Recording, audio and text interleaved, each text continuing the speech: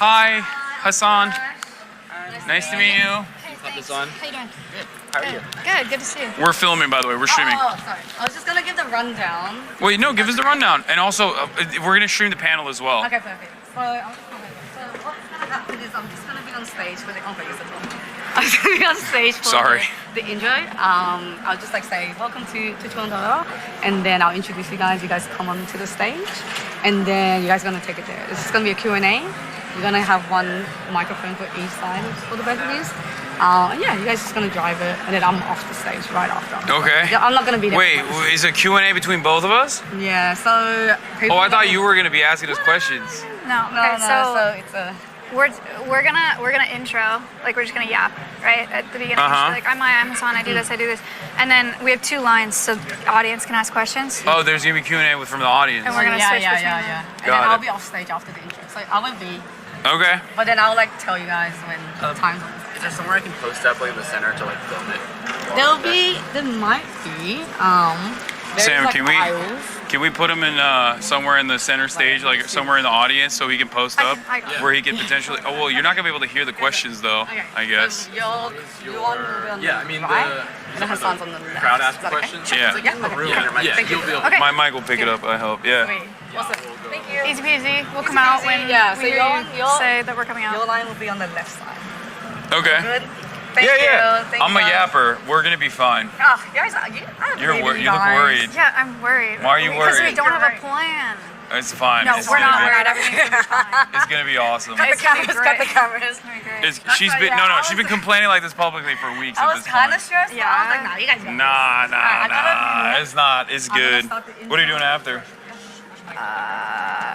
Meet and greet with Cutie. What? Another meet and greet, Cutie. Oh, where are you guys doing the meet and greet? At the meet and greets. I'm gonna crash your meet and greet. Okay. And then your mics are already on the couches, and Okay. I'm gonna hop off the stage. All right. Okay. Thank What you. is a wine about a meet and greet? Yeah. Ew. You can come, but they don't like you there. I would never go to that. So, what's the plan? What? We're gonna answer questions. We'll yap about the importance of community fundraisers, and then because that's the whole point, right? We're talking about community and fundraising. Fundraising and activism on Twitch. Yeah. They said there's a bunch of press here. Yeah, because I'm there's Because I'm. no. New York Times is writing doing an article on it specifically, I think. That's scary. And I think Why Complex didn't we is talk as about this well. at all? No, don't say that. Are we gonna go over through here? All right, you got March, right? All right. You're gonna do great. You're pissing me off.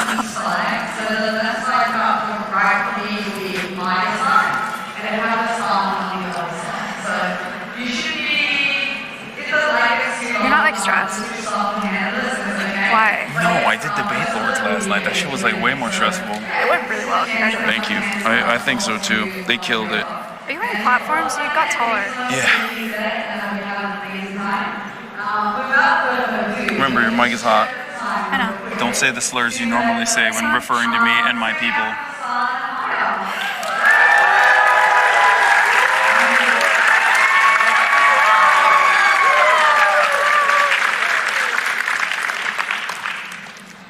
Okay. Hi, everyone. Thanks Hello. for coming. Let's just start this conversation Yeah, take it by away. saying that I'm sorry. I did not prepare for this even a little bit. And Maya has been freaking out for the past like actually I was gonna say past 3 weeks, but you've been freaking out about us coming on stage and having this Q&A, having this talk for months at this point. You keep texting me about it. I've texted Hasan like 3 times. He hasn't responded to any of them. That's the most amount of follow-up I've ever gotten. And today's the first day that we've talked about this panel. So Yes. I want to do a good job. Hasan's not stressed. He feels fine. He doesn't care. I'm a yapper. I'm a grade A yapper. And we're talking about something that's like very important to both of us. So I feel like it's not really something that we needed to prepare for, especially because we're talking about making change on Twitch. That's right. Everybody, I hope you guys are having a great time, by the way. TwitchCon San Diego. Let's hear it.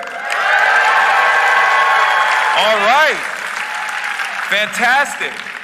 A lot of change makers in this room. So, like I said, this is something that's very important. This is literally what you do with Alveus And this is something that I've also tried to do to the best of my ability with my community, with the fundraising initiatives that we have engaged in. We raised $1.3 million in the first couple of weeks after October 7 for Palestinian families. Yeah, free Palestine.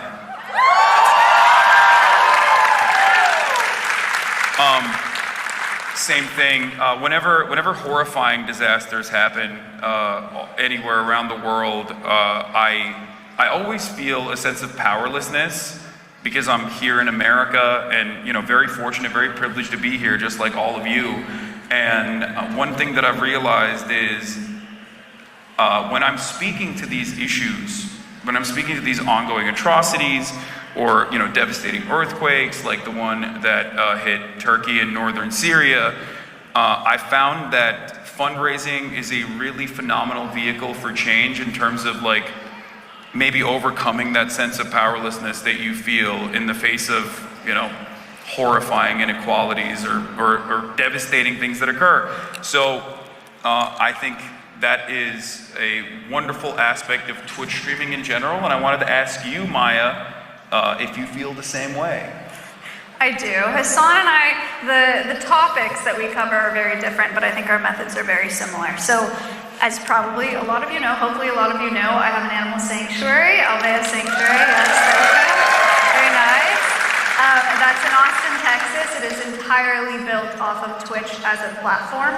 And it's so special to be able to educate people about conservation on Twitch because you guys are budding conscious consumers and voters and environmental advocates. And so it's a really special demographic to be able to teach.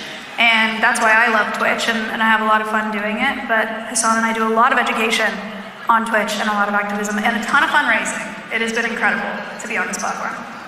Yeah.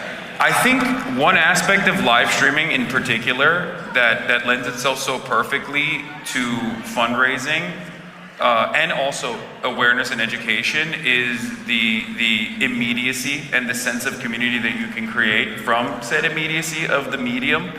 I feel like I started off my career at the Young Turks where I would make Facebook videos, right?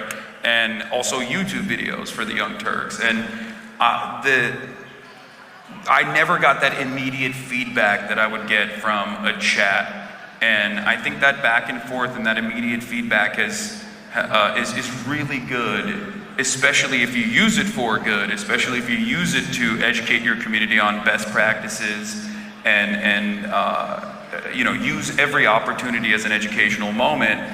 You can foster a community of like-minded individuals that truly care about the issues. And I think you've done a wonderful job with that, especially at Albea's. Thanks, Hasan. Yeah. It's also, so it's great for conservation education too. Before I started streaming, I was working at Zeus. So you guys know the people that have the safari hat and bring the snakes out to birthday parties and introduce. So I was doing that, traditional conservation education outreach. And with Twitch and streaming, we're able to do that. Albeas is reaching about 30 million people a year now, which is very, very cool. But our animals aren't leaving our facility. So we don't have to do any of that transport. They don't really have to meet a bunch of new people, but they're still affecting so many. So that model for us has been perfect also. So at this point, do we give a microphone to people in the community to ask questions? Oh, they do. All right, I'm seeing some people on that side. You ain't got nobody on your side. Yeah, so this is Hasan's microphone line. If you have questions for Hasan, you're going to line up over there. If you have questions for me, you're going to line up over here. We're going to alternate between them. All right, start over here. All right, we'll get started. Wait, does that mean I can't ask you any questions? You can ask me a question. You can ask her a question. Well, I want to ask Hasan questions first. Okay. All right, what's happening? What's good, Hasan? First of all, I want to say thank you for all the work you did with the Bay Lords. That shit was fire. Congratulations for raising a shitload of money for a good cause. I appreciate people like you that use your platform to push initiatives that help change the world and make an effect on the community. So. Hell yeah! Thank you for watching. Yeah, I'm a big fan, and I've actually trolled you before in your chat. So I'm just going to shadow check. G-check me on something to remember. Look at that. Actually, don't look at that. Sorry. I can't see from over here. It was all in good fun, but no. I'm an old man. I want to ask you is how do small streamers like myself, you know, kind of like under 200 followers, use our platform and our small communities to try to drive some change? Like for example, for me, I had an ambulance situation like last year. I'm kind of a young guy, so I was like, caught me off guard, and I got a bill for the ambulance. Have you guys ever been picked up by an ambulance? The EMS bills are crazy. So then that became like something I was like really passionate about. I wrote a letter to the Councilman Krikorian in LA, and I also wrote a letter to the mayor as well. Didn't get any response, but like, how do people from our level, you know, down here, get like engagement from people who can make change? I think that everything that I do, one thing that I always repeat is like, I'd be saying the exact same things even if I had 30 people watching, and I was saying the exact same things when I first started with 30 people watching. I think ultimately the impact that you have, even if it's on one person, is still very significant, and you have to remind yourself of that and keep putting your best foot forward no matter what, and not bring size into the equation at all. I don't think it's an issue that you have a smaller community. I think what you're doing as a citizen is impactful individually, but beyond that, the fact that you can motivate other people and you can bring awareness to certain problems like that, especially in terms of healthcare, like what you just said about the EMS, like what you said about ambulances, like that was a massive point of radicalization for myself as well. Like I took for granted a nationalized healthcare system in Turkey when I was growing up. There's also a private aspect to it as well. You can get private healthcare in Turkey as well and go to private hospitals. But like when I came to America and that option was taken away, I was like, holy shit, this is like $5,000 to go to the hospital. Like it's insane. And I think it's great that you now have a platform that you can speak to that and get other people on board as well. And you know, you can participate in larger projects. Oftentimes when we're doing these sorts of fundraisers, like everybody pitches in. Like one thing that I always stress is it doesn't matter if you're only giving $1, right? Like that is still going towards a broader cause. That's still going towards a larger cause. And I think every single person matters in that regard. So, you know, keep up the good work. Thank you. I appreciate you telling me size doesn't matter when you came in here like 6'6", big as shit. He's got platforms. It doesn't. No. It doesn't. Okay, we're gonna go over here. Hi. So I'm a teacher, and Maya, I wanted to ask you about kind of tips for teaching the future generations about conservancy. I am actually an art teacher, but I do a lot with sustainability in my classroom, so I just wanted to ask you about that. Wonderful, cool. So I'll give a little more of a rundown of Almaya. So we rescue animal ambassadors, and they all represent different areas of places we want to teach people, right? So we have foxes, we teach people about the fur trade. We have parrots, we teach people about the pet trade. And I think that ambassador model is really, really powerful. So especially with kids, if you want to teach them about keeping waterways clean, having, even if it's a cartoon, like having a frog and saying, his name is Georgie, for example, that helps them a lot. He loves Georgie. But giving them something to connect to makes them care about it a lot more. That's what we do at Alveus, is they care about the ambassador and then care about their wild counterpart. So that's my best advice for you. Thank you so much. Thank you. She's saying kidnap some animals, find them, and then get the kids to pet the animals. I said even if it's a cartoon, you can use Georgie if you want. Great. Georgie. He's live 24/7 on Alveus Sanctuary on Twitch. Check it out. All right, what's going on? Hi, my name is Manasi. Love you guys both so much. Been a fan for a long time. Thanks for what you guys are doing. This is a two-part question. One is kind of about the future of fundraising on Twitch. So as you guys both raise money all the time through Twitch, if you could fix and or implement like one thing on the platform that could improve that for just overall reach, if that means like insert charity here is included, what would that look like? And secondly, how do, kind of following up on his question, secondary, like how do smaller creators use that to do more effective change rather than just like momentary monetary support? I was looking at you for some reason. I was like, maybe you got this. I actually really like a lot of Twitch features for fundraising. So Alveus is on Twitch Charity, which is wonderful because then they donate through Twitch and then we get it in a grant separately, and so it's all very clean and nice. Twitch is really powerful for fundraising because of what Hasan was talking about earlier, that immediate, they donate and you say thank you blank, you know, there's a connection there, which is really cool. The only thing that comes into mind, which would be cool but is not necessary, is like badges potentially. Like if you're doing a fundraising stream, if you can set a badge, like this person has donated this much, they get a special badge during that stream. A really cool Twitch viewers also really like the I was there concept. So if there's like a badge for being at a fundraising stream and participating in it, and you have it for like a month or something like that, would be neat. Damn, that was brilliant. I got no notes on that, honestly, because we use a lot of third-party facilitators in this process. We use Tiltify on my stream for a lot of the fundraisers that we're engaging in, and I don't know if like substituting that out for like a Twitch facilitated processor would be better or worse overall. But I think Tiltify works fairly well, you know, so I have no issues on that front. I think a little bit more integration, like whether it be a third-party application or more integration from Twitch's side in terms of like setting markers, having those markers appear integrated in the user interface would probably be one additional note that I would add on to that. But as far as like small content creators, like I feel like this is a question that's going to come up a lot. Like I want to stress that over and over again. Like everything that you're doing, even if you are a small content creator, an up-and-coming content creator, right?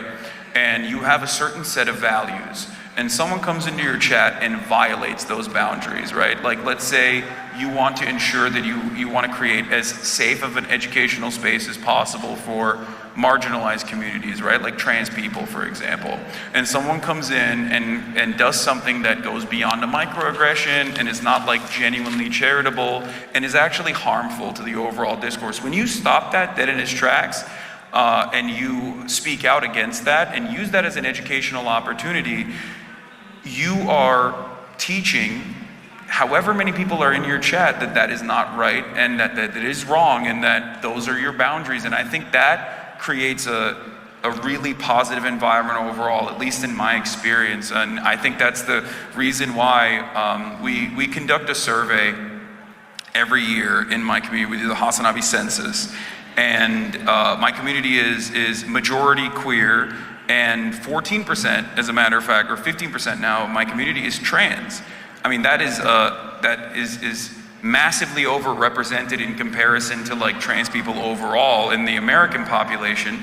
And a reason for that is not because I speak to trans issues on a regular basis. As a matter of fact, I don't. But that is because it is obviously an environment where trans people feel comfortable being themselves, knowing full well that like someone is not going to be able to attack them. And I think fostering a community like that is also very important beyond like doing fundraisers for specific issues. Awesome. No, thank you so much. No problem. Over here. Hey, so I was recently elected to the board of a nonprofit, and I'm going to start running the Twitch channel for it. But I also want to do like my own channel, and like you have both like kind of working. I'm just kind of wondering if there's any challenges that you faced during that process. Yeah, sure. So some challenges, it's mostly been incredible. Because my platform, my main platform, Maya, acts as a funnel for Alveus still, because it's a much larger platform. So I'm able to bring a bunch of people that watch the just chatting content and like me being on Hasan stream and stuff like that to Alveus, which is really, really neat. Challenges there, I think it's super not traditional. So I might be on Hasan stream eating mealworms and drinking and swearing and whatever. And that's not necessarily representative. You still owe me a collab, by the way, but you know this. What do you mean? You do. Oh, a trash cleanup? Yeah. Yeah. We're gonna clean up trash together. He's really worried about it. That was not my first. That was not my first choice of how to collab, but we're gonna pick up trash together. He's gonna love it. So the challenge there potentially is that brand that Maya is not necessarily representative of the brand that Alveus is as an educational nonprofit. They're very different. All that being said, I have kept doing it the way that I started doing it because I think it makes me a better educator, weirdly. I always compare it to people reading something on a billboard, right? As you're driving by, you're probably not gonna soak it in, but if there's someone that you know that's really passionate about something and they're talking to you about it and they're like, I love this so much, you're gonna remember it better. And so I think it makes me a better educator. So there's give and take there, but that's my answer. Thank you. Hey, Hasan, thank you for all you do for the community. We spend so much time watching you and you're part of our daily lives and we appreciate all the energy that you give for that. Your point of view and your voice are super meaningful for us. Huge fan and love everything you do for charity. I think many of us were waiting for the other day when you were finally cream pied by Austin Show for charity. So thank you. Super big highlight. That really did happen. It did. The dry cleaner was like, they gave me a call this morning feverishly and we're like, we've never seen so much cream on pants. Like, cause I overnighted it. I was like, oh, can I get like an overnight express like cleaning on this? And they called me, they were like, we're gonna need more time. So, Austin participated in that. And so did you guys by donating. Thank you so much once again. We raised $50,000 last night at Debate Lords for multiple charities. How much did you raise last night? 50,000. Oh my gosh. Yeah, I mean, That's it's nothing. crazy. You got $100,000 just by standing there from Twitch. They only gave me 10. They do like me more. Yeah. Thank you, staff, everybody. So my question was that I know that me and many of your community are curious about charity and we applaud all you do. We have a burning need to know how many subs at the top of the hour do we need to hit to reduce the gameplay at the end of your streams? So, for charity, so we can focus more on politics. You hit me at 249. Okay, normally I would be banning you. Okay, I'd be banning you normally. Wait, that's the only question you wanted to serve me a 3-minute ad break? For seriously, I mean, I was previewing it for you, but how do you get inspired for new charity ideas that cut through the noise of this space in general? I have a really dark answer for this, unfortunately, and that is that everything is fucked up all the time, and things unfortunately never change for the better, seemingly. But I'm a firm believer in putting your best foot forward. And I consistently reiterate that society can only foster if old men plant seeds for trees that will never sit in the shade of. So I guess it's a target-rich environment out there. There's a lot of suffering going on. So every day I speak to these issues, and sometimes some of those become very pressing matters, and that's when I choose to take action against it. But there's a lot of stuff that we could be fundraising for at any given moment. All right, okay.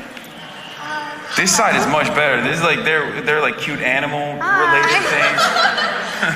Hi, I'm Laura. Thank you both for all y'all do on Twitch and your fundraising. I'm also an animal conservationist. Cool. So you're a huge inspiration to me. I wanted to know if you had any tips about teaching about animals whenever you don't physically have the animals there. Because I'm a VTuber, so I don't really show myself or anything. And I've started doing animal education, and my community loves it, but I want it to feel more interactive. Mm-hmm.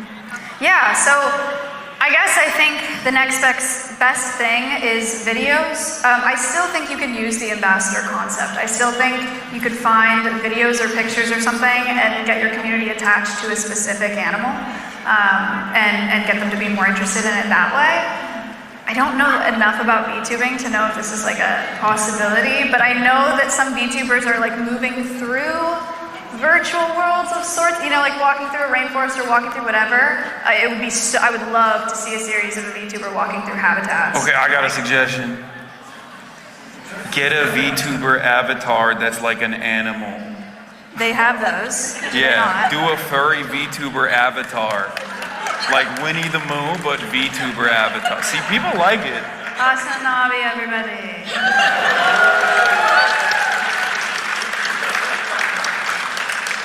I miss Winnie so much. It's fine. Okay, my idea was bad. Go ahead. Go. No, I finished my answer. It was Hasan's answer. Perfect. Thank you so much. Okay, good luck. Thank you. All right, what do we got here?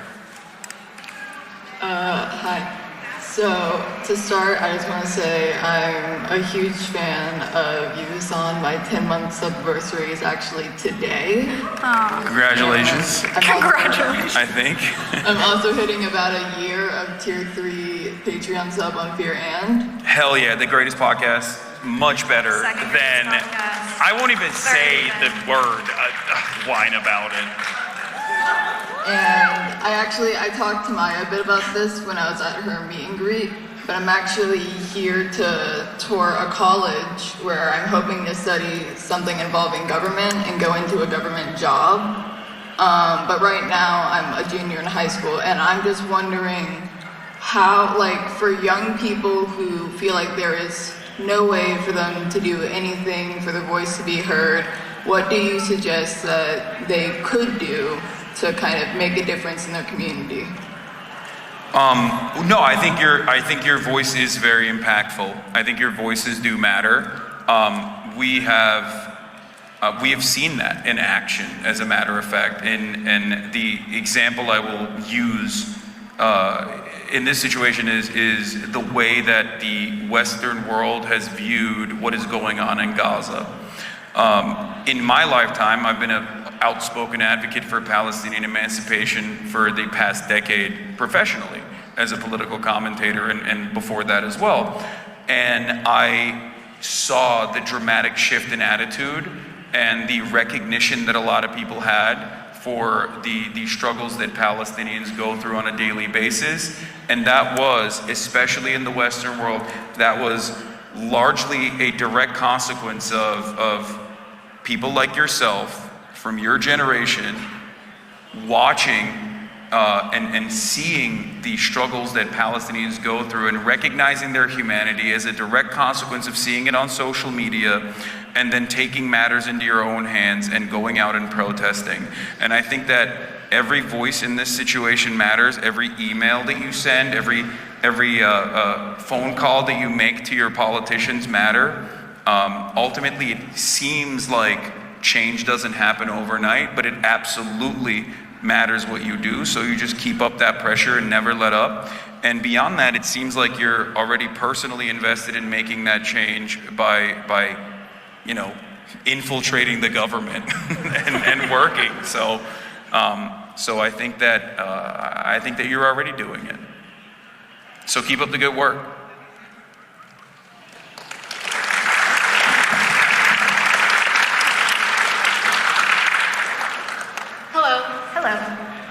As someone who is very self-aware with my trash and recycling and trying to pick up after yourself, how do you not get demoralized when you clean up a place and it immediately seems to fill with trash?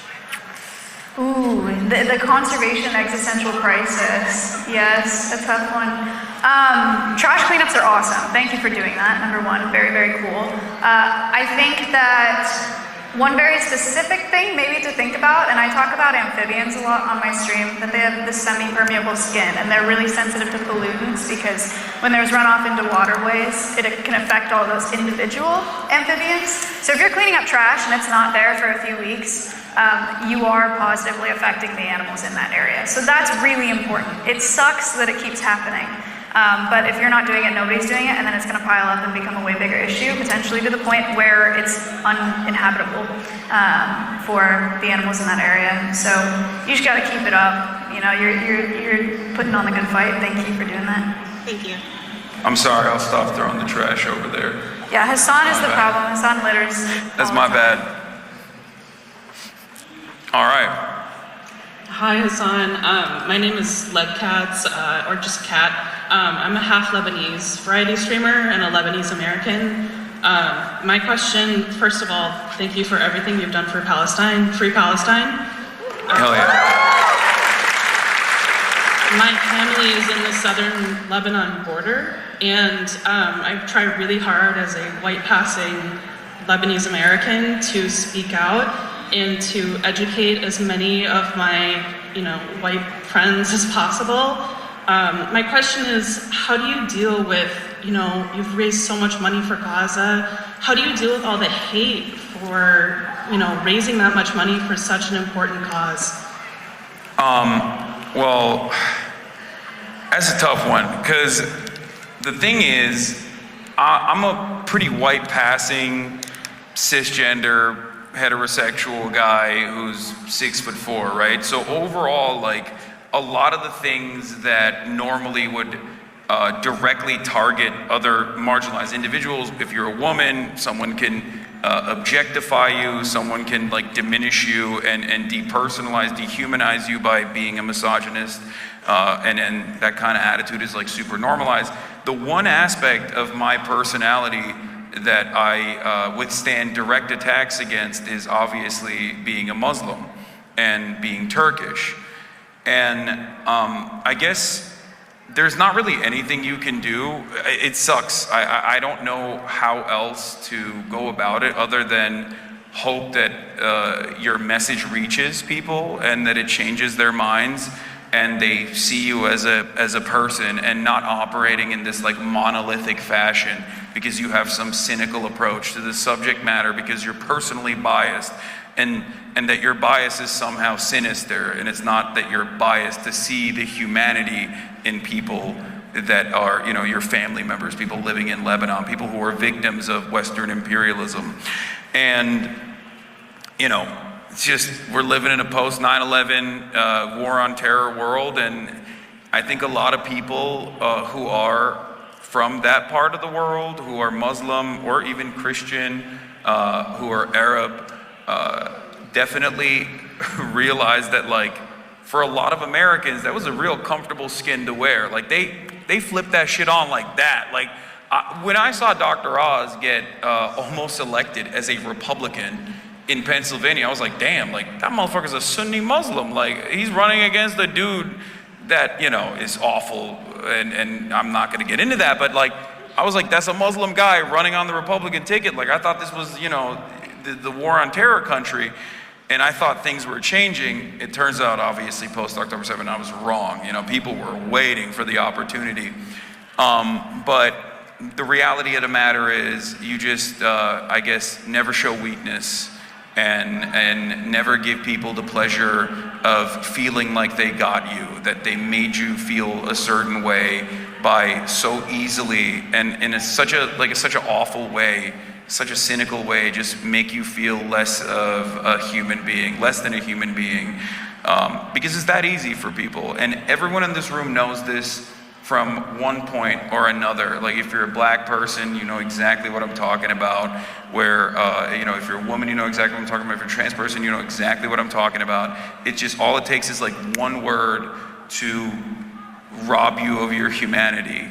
And people are so callous in their indifference to that, and so easily they weaponize that against you in an effort to basically own you in that immediate moment. So just don't give in and try to take on the emotional labor personally to the best of your ability, and keep as cool of a face as you possibly can.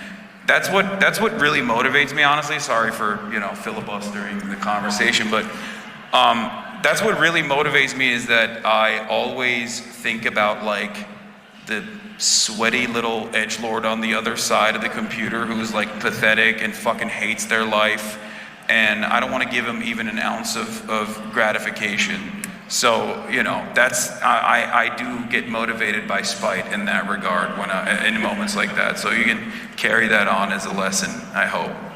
I'm with you in the spite thing, 100%. So thank you so much. All right, thank you.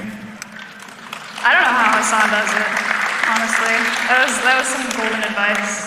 It's good advice. Hi, I'm Aiden. So I'm going into my last year of a wildlife and conservation degree, and I'm kind of like, where do I go from there? especially as someone who's disabled and trans. It's like, I've done a lot of volunteer work, but how do I switch that to something that's a bit more accessible, but still involves animals?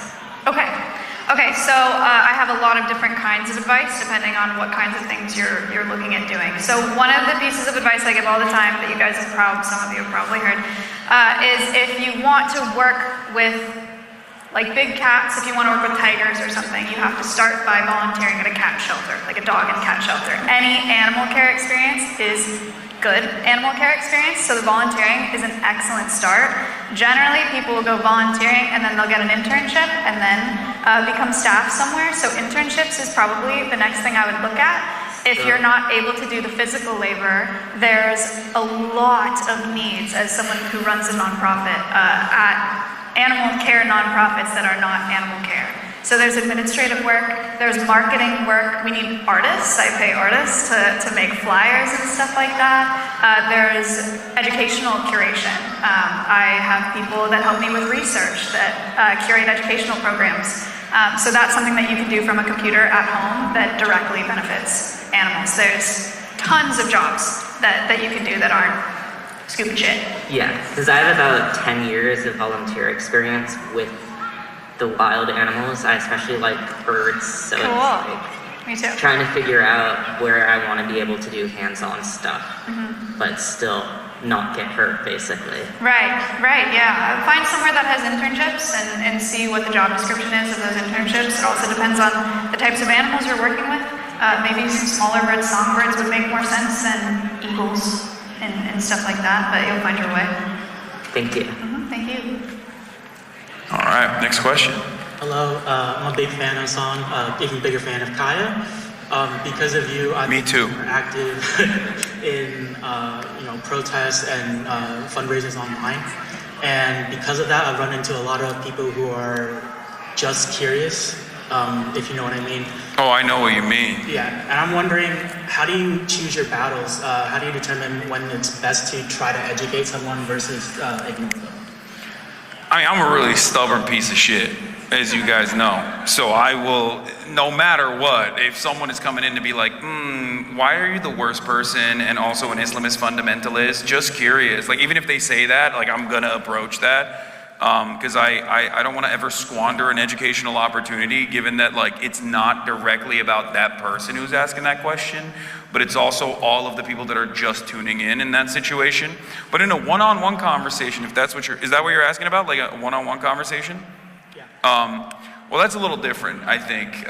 You have to read the situation and see for yourself if this person is like truly hostile, wants to genuinely hear your perspective, or if they are just shooting the shit.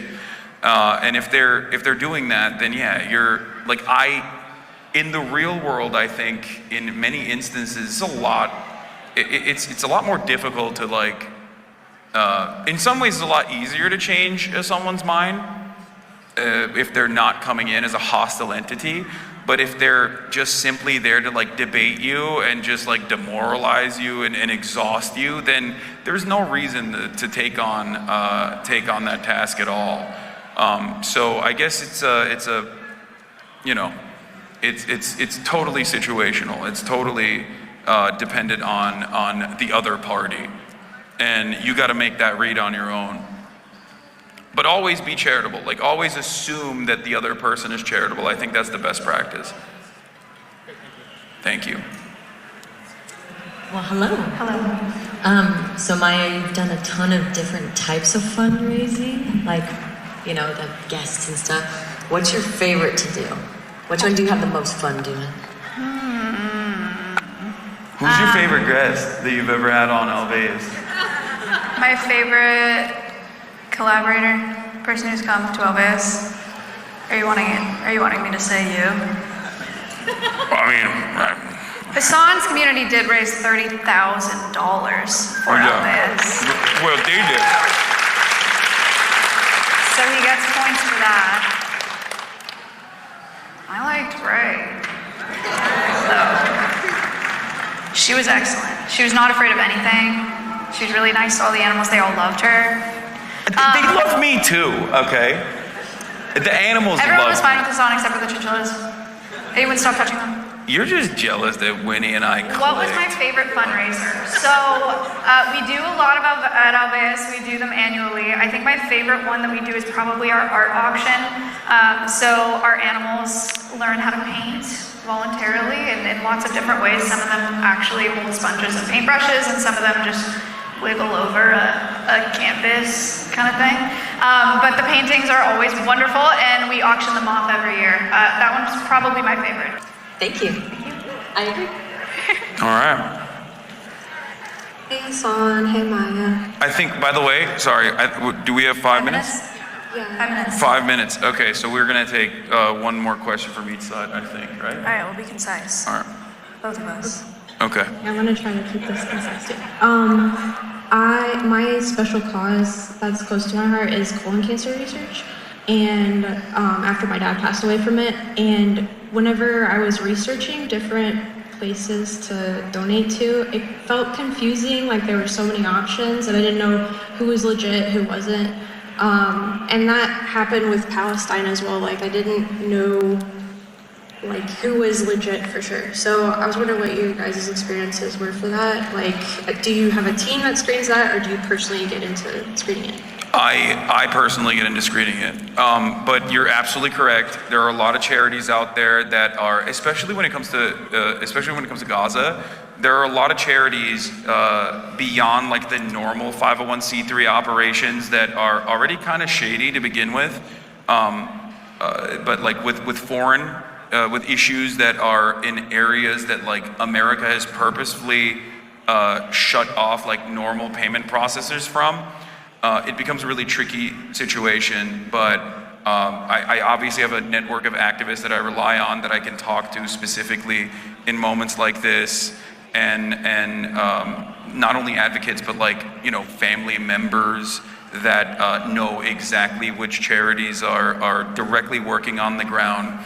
Despite the limitations. So it does require a lot of research ahead of time before investing all this time and energy into it. But I think it's very valuable, and you're on the right track when you're thinking about it like that. Now, in terms of colon cancer, I would assume that like the issues that you run into are the regular 501c3 problems, like people probably know this, or I don't know. I mean, the most famous case of this is the Red Crescent, right? Like. Millions of dollars are donated by individuals who think they're doing the right thing, and they are doing the right thing in that moment, and then Red Crescent takes that and squanders it and basically utilizes 99% of those funds to I don't know, pay off like executives or whatever. And I think that that's truly horrific. So it definitely requires a little bit of research ahead of time. Before making any sort of like time commitment or any sort of additional commitments in terms of fundraising. Nonprofits also have their financial reports available online, or their 990s, and you can look through those if you want to do that research. If you go on their website, it'll be on there if it's a legitimate nonprofit. Yeah. That's a great point. Okay, last one really quick. Or are we done? No, let's get one from your... One more. Yeah. You guys, first of all, lots of respect to both of you for all the work that you do to make a better world, right? My question is just, how do you see vegan lifestyle, plant-based eating fitting into that? Because it's something that we can all participate in. Dude, you are brawling. Are you vegan? Like, so I mean, like, that's like... You're vegan? Yeah. God damn. This dude is just eating so much pea protein, bro. You got... That shit tastes so bad, sorry. Oh, also, I want to cut in real quick, sorry. I said Red Crescent, I was talking about Red Cross. I apologize. That was my mistake earlier when I was talking about a charity fraud. But go ahead, sorry. No, so I mean, how do you guys feel in regards to that? Obviously, there's lots of ways to promote it. Bro, you're a walking billboard. What do you mean, lots of ways to promote it? Look, how much do you weigh? 210. God damn, how tall are you? Weighs. Sorry. That's crazy. What do you, look You don't have at to him. answer any of these questions. Look at him. He's a fucking... We can talk after if you want. He's FDA approved steak over here. That's crazy. Veganism. I think veganism is great.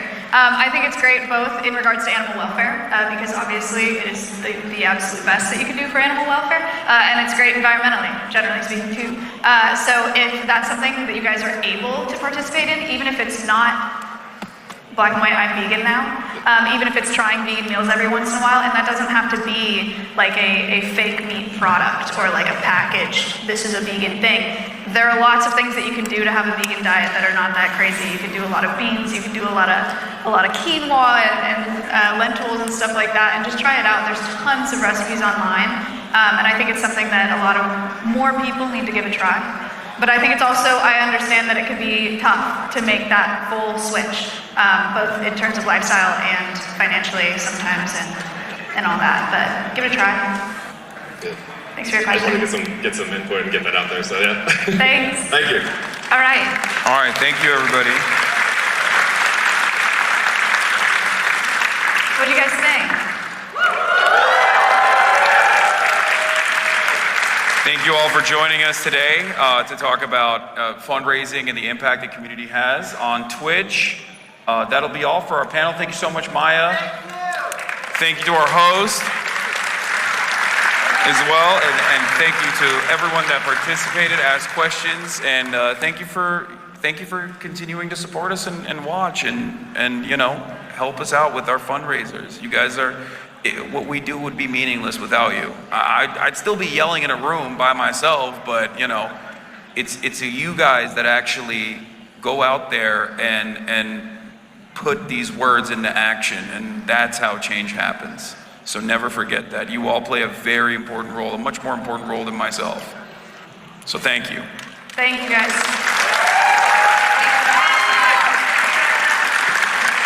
Thank you. That went fine, huh? Okay. I got hair on your seat. Are we going through here? Hi, guys. Thank you. Thank you so much. Hi. Okay. Good? Yeah, great. All right. Great. Thanks, guys.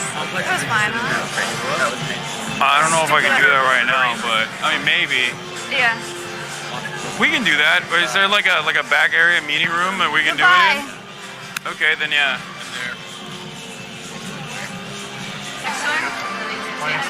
It was really hard. It was really hard to act like I like her. You know what I mean? It's tough, but we just gotta fake it, chat. Sorry. That's all right. You going to the Wine About It meet and greet? Yeah. I'm gonna come and infiltrate it later. What? It's not for a bit. Okay. Of course. Yeah, everyone wants me to get a height difference photo. Wow. Is that You don't okay? have to justify it by saying it's just for a height difference photo. Aw. Alright, well. Do you want someone to take it? Oh, is that okay? Yeah. I can take it. Sammy, can you take? Sammy. I got it. Can you take? Oh, all right. Marsha's got it. Yeah. All right, ready? 3, 2, 1. Thank you so much. And it's so funny because y'all kept saying trash. Yeah. And I'm like, y'all gonna pick up me. Yeah. So funny. But yeah, good job, guys. Thank you so much. And I'll see you all around. All right. Thank you. All right. Let me know. I'll be there. What time is it? 4:30. All right. It's just where the meet and greets are. Okay.